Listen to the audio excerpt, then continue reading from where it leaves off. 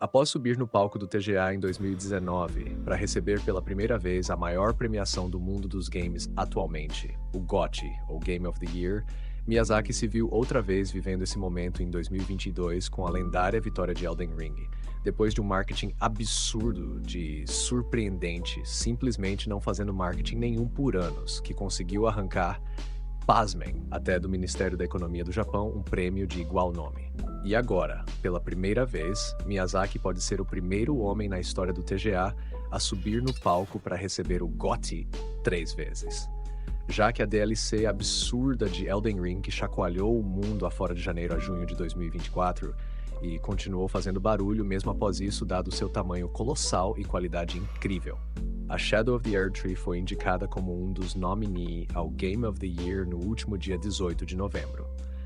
Porém, diferente da última premiação da From Software, onde todos estavam enlouquecidos, quase soltando fogos no quintal de casa e fazendo um verdadeiro barulho na internet para que Elden Ring ganhasse o GOTY, agora nós nos vemos no meio de um público extremamente dividido, com muitos até mesmo fãs declarados e leais da empresa afirmando que a DLC, na verdade, não merece essa premiação e nem mesmo essa oportunidade, e que essa edição do TGA está simplesmente injusta e errada por dar a ela essa chance. É em cima disso que eu quero trabalhar com vocês aqui hoje.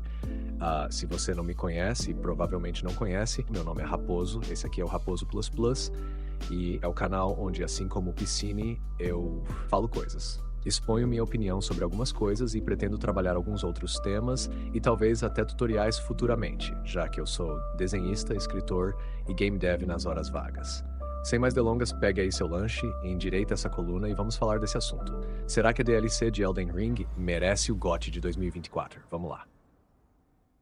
Bom, pessoal, aqui eu pretendo não me delongar muito para não estender massivamente o tamanho do vídeo.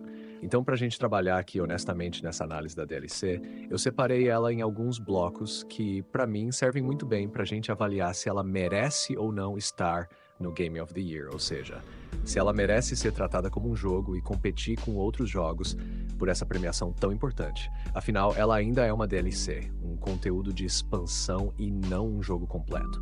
Ela está ali tirando a oportunidade de outro grande jogo lançado esse ano de competir. Então eu a separei nos seguintes pontos de avaliação. 1. Independência narrativa. 2. Independência no gameplay.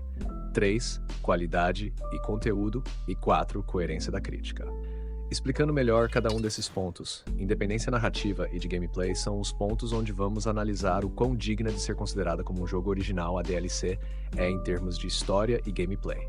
Sendo gameplay aqui no sentido de como a DLC foi pensada para o seu público-alvo, e não os pontos técnicos. Já em qualidade e conteúdo, vamos avaliar justamente esses pontos técnicos, através da quantidade de conteúdo, inovação e toda a parte de desenvolvimento, ou seja, através do game design da DLC.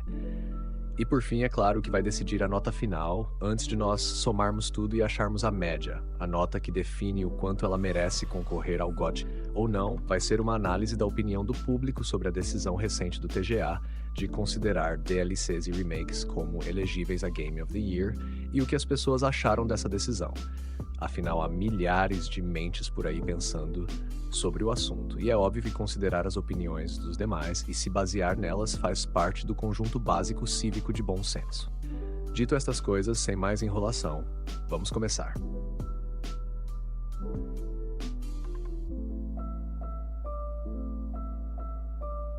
Se você jogou a Shadow of the Erdtree ou acompanhou as gameplays, sabe que a DLC se esforçou bastante e conseguiu com muito êxito transmitir para os jogadores a sensação de estar jogando o jogo pela primeira vez, outra vez.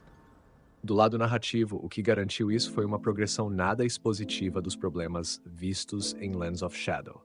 Assim como no jogo base, nós vamos entrando aos pouquinhos na história, conhecendo o povo do Chifre, depois Helena e toda a problemática do Messmer e o passado de sua amada mãe que o abandonou, a Rainha Marika, até finalmente nós começarmos a engatinhar na direção da real história da DLC, que é Miquella e todo o desenrolar do plot em Nirelin. Olhando desse ponto de vista, a DLC realmente tem uma história extremamente bem construída em termos de roteiro, e assim como um jogo independente, ela é cheia de histórias à parte, que não fazem parte do assunto principal ali, mas estão ali, periféricas à história principal, como a história de Bale ou dos Xamãs, por exemplo. É um trabalho sensacional e que realmente, se nos permitirmos imaginar, funcionaria como um jogo independente. Entretanto, é claro que há um pedaço aqui e ali que perderia totalmente o sentido ou criaria um cliffhanger gigantesco por falta de explicações, e é aqui que está o problema. A principal parte desse problema está justamente na âncora que amarra tudo: Miquella. Miquella é simplesmente a parte principal da DLC, assim como Radahn e Mog, e todos os três possuem uma história passada bastante referenciada na DLC, mas nada explicada. Se você não tivesse jogado o jogo base e conhecesse esses três como conhece, isso daqui tudo pareceria mera maluquice pra você, sem explicação. Além disso, muitos pontos da DLC, como a majestosidade do Radahn, o terror que o amor de Miquella carrega secretamente, o drama maternal por detrás de Marika e muitos outros mitos da DLC se apoiam demais nos conhecimentos prévios do jogo base para ganharem força e serem narrativamente efetivos. E como nós bem sabemos, uma obra é uma obra. Ela deve ser completa, e não contar que o espectador já tenha visto outras. É por isso que até mesmo filmes que são sequências de outros filmes são plenamente capazes de se assistir e se entreter, mesmo não conhecendo o anterior. Esse conceito existe e deve funcionar dentro de jogos também. Um exemplo disso muito bom é o próprio The Witcher 3, que você vai amar jogar e entender bem os personagens e suas relações, mesmo não tendo jogado o 2, assim como essa regra vale também para o 2 em relação ao 1. Portanto, galera, se nós pudermos dar uma nota que represente a independência narrativa da DLC, eu acredito que essa nota seria um 7,5. Ou seja, sim, é bastante independente, mas ainda falta um pouquinho de pontos essenciais para conquistar a total independência e funcionar em um jogo separado por si só. Bom, esse daqui vai ser um ponto mais complicado, galera, porque ele é bastante sutil. Sobre gameplay, isto é, do ponto de vista intencional e relacional com o jogador e não técnico, a gente consegue já de cara dizer que é quase equilibrado. Isso porque a DLC se esforça para passar para o jogador a sensação da primeira vez no game bastante aqui também. Nós temos um início numa zona aberta e livre para explorar, com inimigos muito fracos ou medianos, e logo de cara a gente recebe um sistema de melhoria do personagem, por assim dizer, muito parecido com o que a gente possui no jogo base com as sementes douradas, que no caso aqui são os Skedaltree Shards, ou os pedaços da Umbrárvore. Coletamos consumíveis e itens de fabricação, achamos armas e itens ao seu tempo, dando bem aquela sensação que a gente tinha no início de estar conquistando eles e não encontrando à toa, à torto e à direito. Descobrimos biomas novos, locais interessantes como as forjas, e daí já entendemos que elas são tipo as tumbas e dungeons do jogo base, e até as próprias dungeons começam a aparecer. Só que, ao mesmo tempo que a gente tem esse sentimento sendo fortemente trabalhado, em literalmente nenhum momento o jogo esquece que nós somos veteranos, que provavelmente já matamos todos os bosses do jogo base e estamos aqui em busca de desafio. Por esse motivo, as armas aqui parecem simples como as do jogo base, mas trazem cinzas e poderes muito interessantes, e eu diria até algumas muito superiores às do próprio jogo, além de novas formas de se lutar, como as armas de arremesso. Além disso, os inimigos não são assim tão equilibrados, e alguns dos que aparecem são extremamente difíceis, tanto em moveset como em dano. Um exemplo disso é aquele bicho que todo mundo achou que era o Godwyn quando lançaram a concept art dele. Os bosses são o principal ponto que atrapalha esse tópico aqui, porque eles não passam nem um pouco a sensação de início de jogo. Pelo ponto de vista da DLC, isso é muito bom, porque ela nos fornece a sensação de estar se superando, mas em termos de ser um jogo independente, isso aqui é surreal, galera. Diferente do Mergit ou do Godric, aqui é só um bicho cada vez mais porreta do que o outro. Uma cacetada de gente ficou empacada de verdade no Leão Dançante e na Relana, e eles são só os 2 primeiros bosses, a coisa piora muito depois deles, muito mesmo. Essa fórmula vai se repetir ao longo de toda a DLC, uma exploração que lembra o início e então um boss do nível da Malenia. Depois, mais exploração que lembra o começo de tudo e então outro boss do nível do Plácido Sax. E assim se repete, sempre quase totalmente equilibrado, se a parte que traz a nostalgia da primeira vez, ou seja, a exploração, não aparecesse com mais frequência. É por isso, galera, que acredito que a nota ideal para o quanto esse tópico aqui define a DLC como independente do jogo base é nada mais nem menos do que 6,5. Não um 6 fechado, porque o jogo realmente traz bastante a sensação de descoberta de volta, como se fosse um novo jogo mesmo, mas ainda assim não um 7. Porque acredito que a DLC não esquece em nenhum momento o nível do jogador para o qual foi feita. Ela lembra disso com frequência. E acredite, o nível não decai. Ela conta de verdade que você é alguém pronto para vencer a própria Malenia ou o Radagon no mano a mano. E é claro que alguém, no início de um novo jogo, não está pronto para isso. Por mais complicado e violento que o Merged possa ser, ele ainda está bem abaixo do nível de dificuldade do Leão Dançante. Tipo, muito abaixo. Então, um 6,5 casa perfeitamente aqui. Bem, falando agora de qualidade e conteúdo, caso você não tenha entendido o propósito desse tópico antes, vou explicar melhor.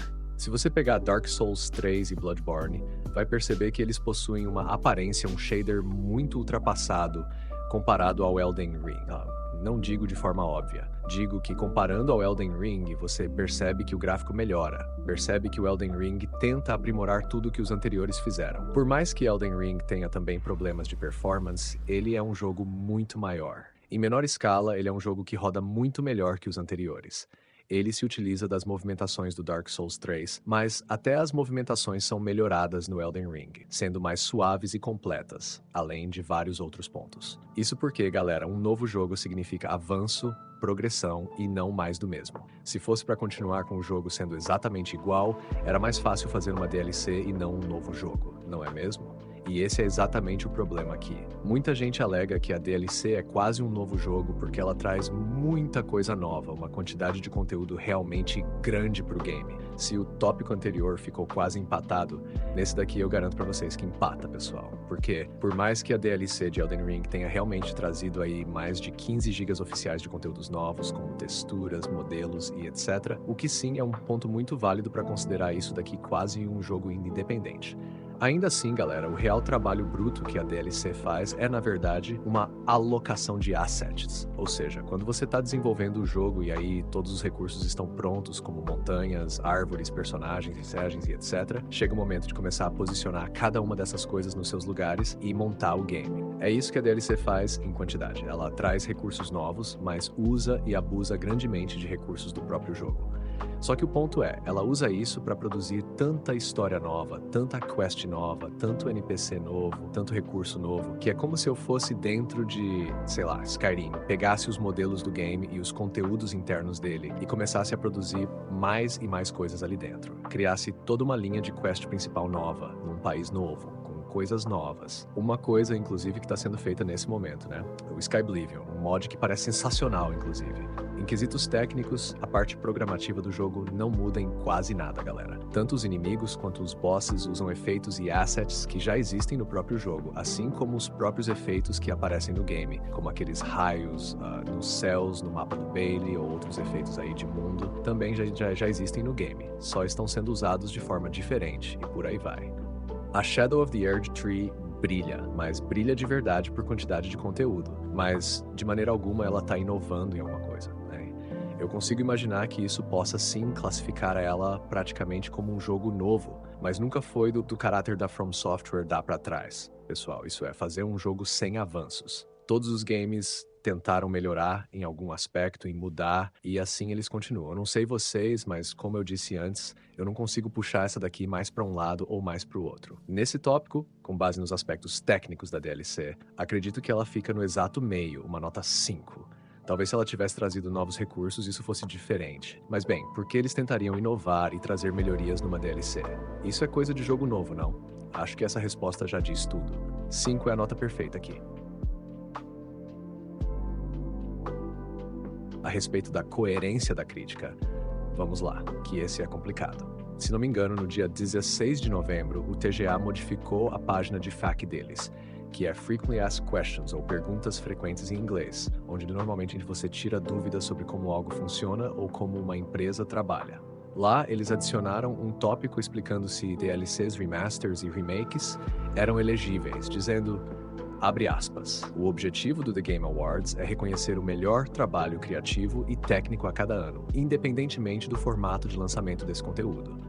Pacotes de expansão, novas temporadas de jogos, DLCs, remakes e remasters são elegíveis em todas as categorias, se o júri considerar que o novo trabalho criativo e técnico merece uma indicação.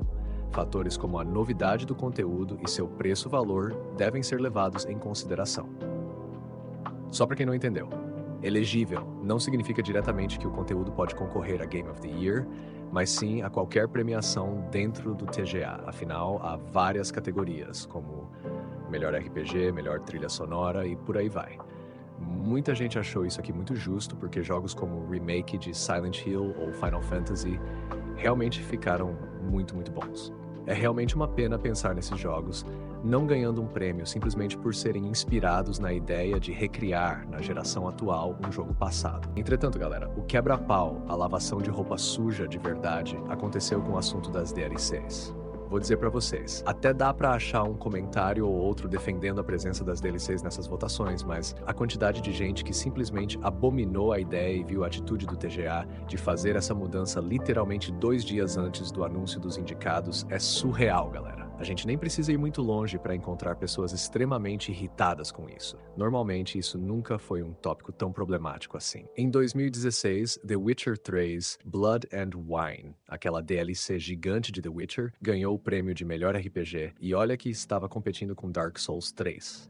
Entretanto, parece que o prêmio de jogo do ano é um assunto muito mais sério, e o público está até considerando essa uma das piores edições do TGA de todos os tempos. Com base nisso, muitos fãs de Elden Ring estão votando na DLC para jogo do ano simplesmente porque acham a ideia dela vencer engraçada, já que ninguém nunca imaginou uma situação como essa. Obviamente, o caos está tomando conta do mundo e um monte de gente está flodando a frase do Shabiri por aí pelas redes, o que é bem engraçado mesmo. Mas com base nisso tudo, pessoal, e tratando com seriedade, é muito difícil, galera, para mim como consumidor, olhar para isso e não sentir pena do que o TGA se tornou. Mais difícil ainda é confiar que isso daqui foi uma ação genuína do TGA e não apenas uma tentativa de lucrar em audiências, já que é a primeira vez na história que uma DLC faz tanto barulho assim. Talvez seja a grande chance de fazer história, premiando a mesma pessoa com o maior prêmio do evento 3 vezes. É muito difícil mesmo, pessoal.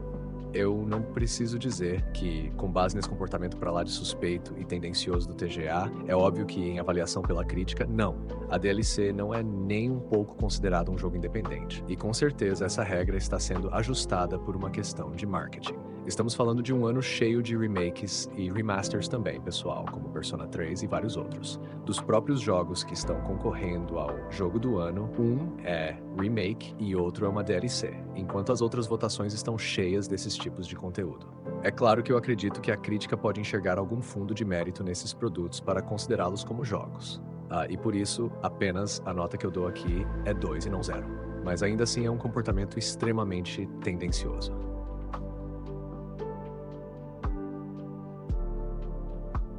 Bom, então chegamos ao resultado, com as notas 7,5 pela independência narrativa, 6,5 pela independência de gameplay, 5 pela qualidade de conteúdo e 2 pela coerência da crítica, que a gente consegue uma média de 5,25. O interessante, galera, é que se eu tivesse dado 0 para a coerência da crítica, a média seria 4,75. Ambas as notas finais são médias, que para mim representam muito bem a situação atual do público nas votações do GOTY. Completamente dividido, pendendo mais pro lado do pessoal que discorda e que não quer a DLC ali no TGA, enquanto o outro lado se segura na ideia de que a DLC traz muito conteúdo, ou então vota só pelo puro meme. Bom, quanto a minha opinião, caso vocês não saibam, eu estou com o povo. Eu também acho que, por mais incrível que a DLC seja, seria uma posição muito mais justa eles criarem uma premiação exclusiva, como melhor DLC do ano ou melhor conteúdo de expansão. Acredito que seria uma atitude muito mais correta e que não tiraria a chance de tantos jogos bons de terem seu momento de brilhar. Mas uma coisa eu devo sim concordar: se a DLC ganhar, vai ser muito engraçado. É isso, pessoal. Deixo vocês por aqui. Eu espero poder ver vocês em breve. Deixa aí nos comentários o que você achou do vídeo, o que você pensa de tudo isso e de que lado você tá. Aquele abraço do Raposo e tchau!